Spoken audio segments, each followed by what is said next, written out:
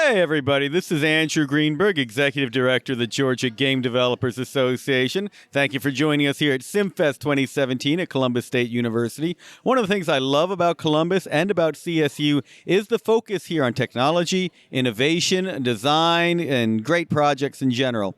And there are very interesting people around the city doing interesting things. We have two of them with us right now. I'm very happy to introduce two of the leads from Girls Inc., and I'll let them introduce themselves.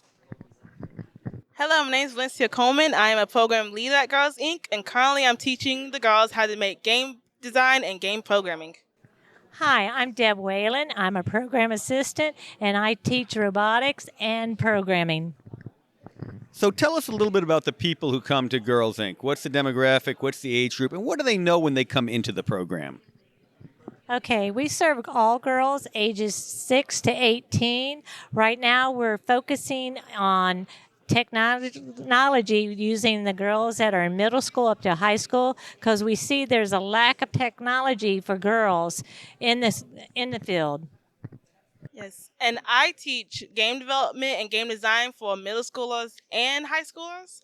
And my demographic is mainly the girls in those areas because there's a very few females in game development, very, very few. And a lot of them are not exposed to it at that age. So I want to go and keep them exposed and show them that they can make games at their age now. They don't have to wait till they get into college or wait till they get a degree. So studies show that girls, when they are in elementary school age, are generally ahead of boys certainly in math and often usually in science and technology understanding as well. And that starts to change as they get higher in elementary school and as they move into junior high and high school. What are the best ways to counteract that? One of the best ways to counteract that is get girls involved in programming. Show them there's robotics classes, programming classes like Valencia is doing, and show them they're always worried about the math, that they can do it. It's not all about the math. Yes. And one thing I experienced in my class, the girls are extremely self-conscious. So when they get older, that self-conscious increase and they don't want to do it anymore. Like, oh, I can't do it. If I show them and people see that they can keep on doing it, they don't have to stop. And at elementary age, they're like, oh, I can do this. They just keep going. But it ends because they get self-conscious and they're like, middle school's drama, high school drama, all that other stuff makes them like not want to do it. And also the field's male dominated. So they get intimidated seeing so many guys. So that makes them want to quit also. But if they see that you can do this and it doesn't matter if you're a female or male, then they get more passionate to keep going.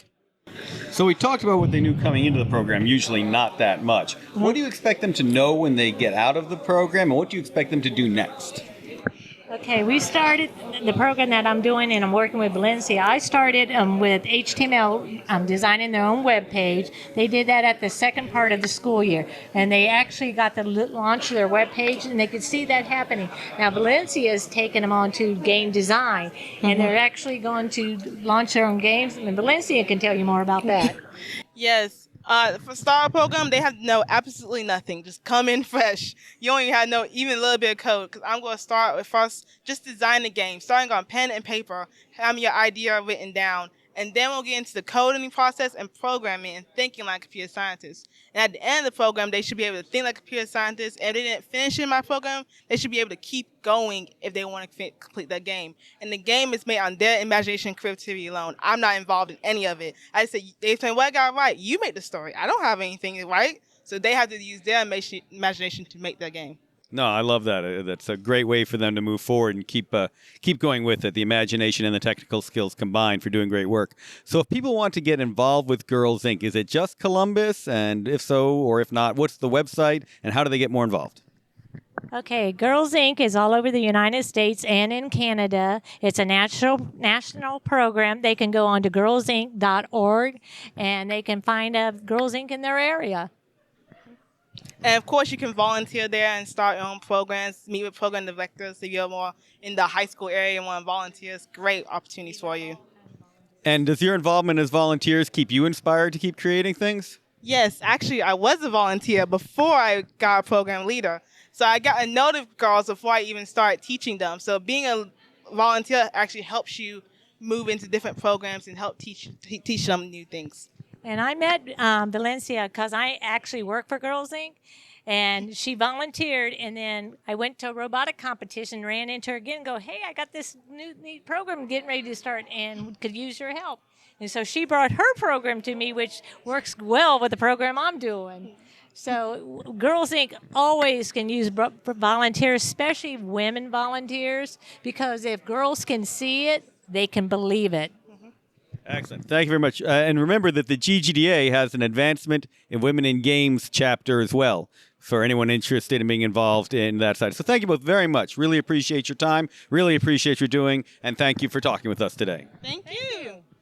Thank you. Good stuff. See, you got to sit up front and ask questions.